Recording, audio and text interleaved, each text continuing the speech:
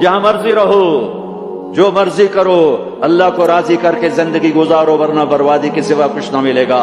یہ دھوکے کا گھر ہے دنیا، یہ مچھر کا پر ہے دنیا، یہ مکڑی کا جالا ہے۔ یہاں حسین جیسوں کے سر کٹ کے نیزوں پہ چڑھ گئے، اور یزید جیسے ناپاک، اور شمر جیسے ناپاک، اور ابن زیاد جیسے ناپاک انسان تخت شاہی پر بیٹھے نظر آتے ہیں۔ یہ امتحان کی جگہ ہے۔ جاؤ قبرستان دیکھو، ٹوٹی قبریں دیکھو، اجڑے گھر دیکھو، شکستہ حویلیاں دیکھو، مردہ کھوپڑیاں دیکھو، چمکتی گاڑیاں نہ دیکھو، دھوکہ کھا جائے گا۔ بڑے بڑے گھر نہ دیکھو، دھوکے میں آ جاؤ گے۔ بڑے بڑے پارک نہ دیکھو، دھوکے میں آ جاؤ گے، اور سمجھو گے یہی سب کچھ ہے۔ یہ کچھ نہیں ہے، یہ کچھ نہیں ہے، یہ کچھ نہیں ہے، یہ کچھ نہیں ہے۔ یہ مٹ جانے کا گھر ہے، برباد ہو جانے کا گھر ہے، ختم ہو جانے کا گھر ہے۔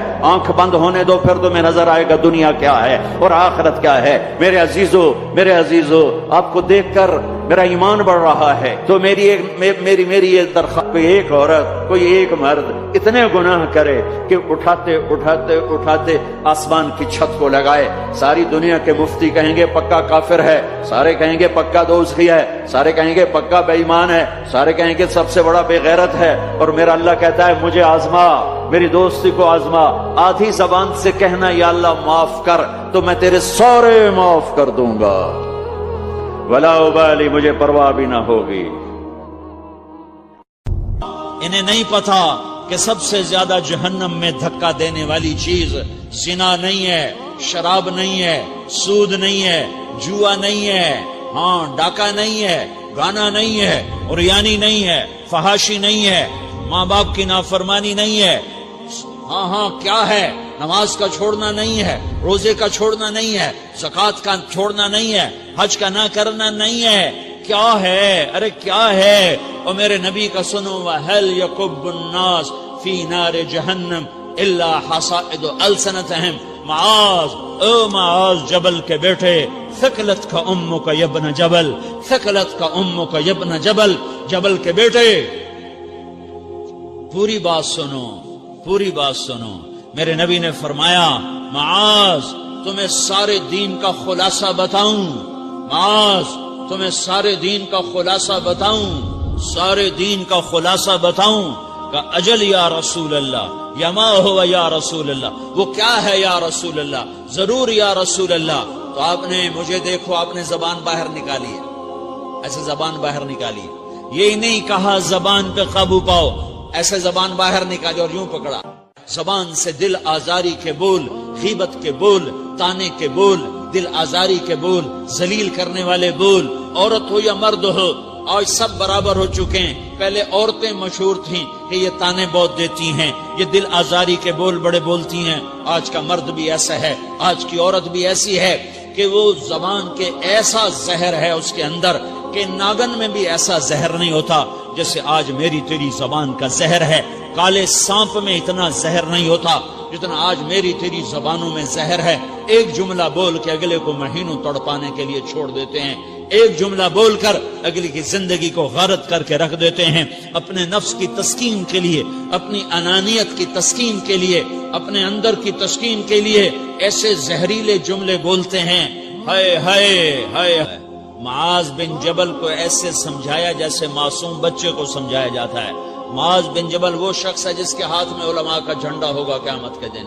آپ نے فرمایا میری امت کے علماء کا جھنڈا معاذ بن جبل کے ہاتھ میں ہوگا۔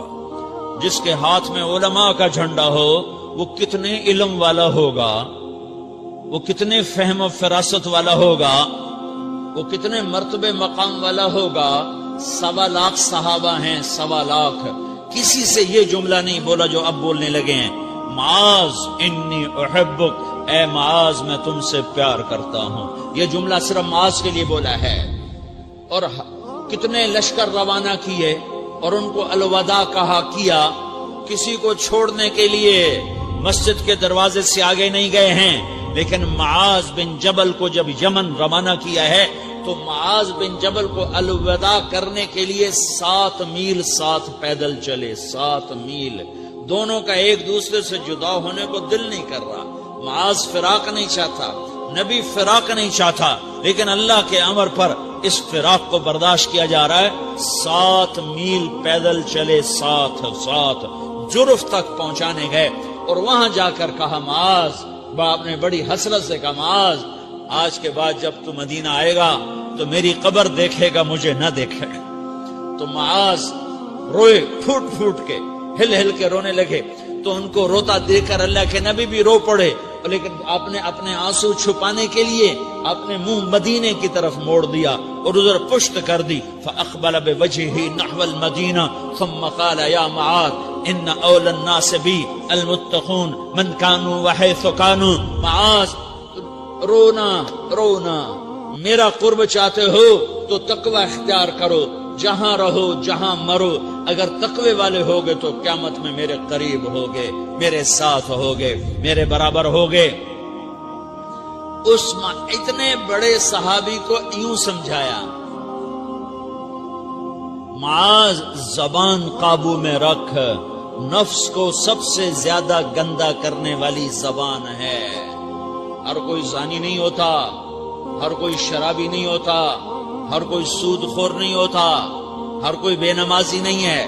100 میں 10 نمازی ہیں، 40-50 جمعہ پڑھنے والے بھی ہیں، روزہ رکھنے والے بھی 30-40% ہیں، زکوٰۃ دینے والا بھی 100 میں کوئی ایک مل جائے گا، لیکن زبان پہ قابو پانے والا 100 میں ایک بھی نہیں ہے، 1000 میں ایک بھی نہیں ہے، 10,000 میں ایک بھی نہیں ہے، 20,000 میں ایک بھی نہیں ہے، 50,000 میں ایک بھی نہیں ہے، 1,00,000 میں ایک بھی نہیں ہے، 1 کروڑ میں ایک بھی نہیں ہے کہ جو زبان پہ قابو پاتا ہو، جو بولنے سے پہلے سوچتا ہو کہ کسی کی بے اکرامی تو نہیں کر رہا، کسی کا دل تو نہیں توڑ رہا، کسی کو بے عزت تو نہیں کر رہا، کسی کی دل آزاری تو نہیں ہو رہی، کوئی میری وجہ سے الگ بیٹھ کے آنسو تو نہیں بہائے گا، کوئی میری وجہ سے اپنا دل کوئی اپنا دل تو پارا پارا ہوتا نہیں دیکھے گا۔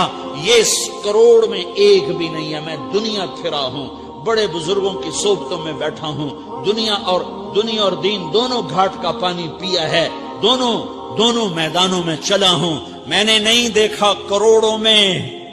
میں آنسوؤں سے یہ بات کہہ رہا ہوں، میں درد سے یہ بات کہہ رہا ہوں۔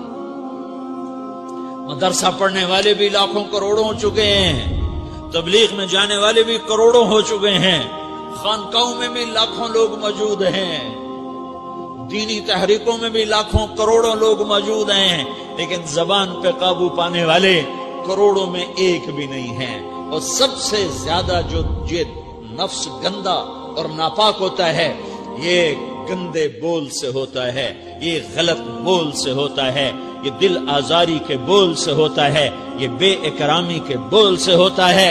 اللہ تعالیٰ نے یا ایھا الذین آمنو کے بعد مرد عورت دونوں سے خطاب کرتا ہے قرآن، کسی جگہ بھی عورتوں کو الگ نہیں کہتا۔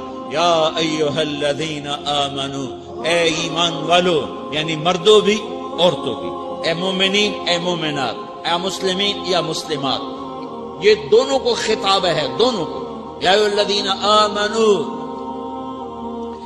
صرف ایک جگہ اللہ تعالیٰ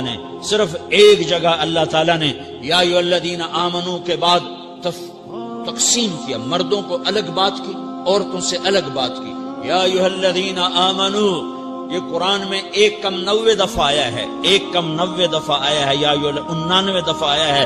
یا ایھا الذین آمنو کے بعد مردوں سے بھی بات ہوتی ہے، عورتوں سے بھی بات ہوتی ہے، لیکن قرآن میں ایک جگہ یا ایھا الذین آمنو کے بعد اللہ نے مردوں سے الگ بات کی۔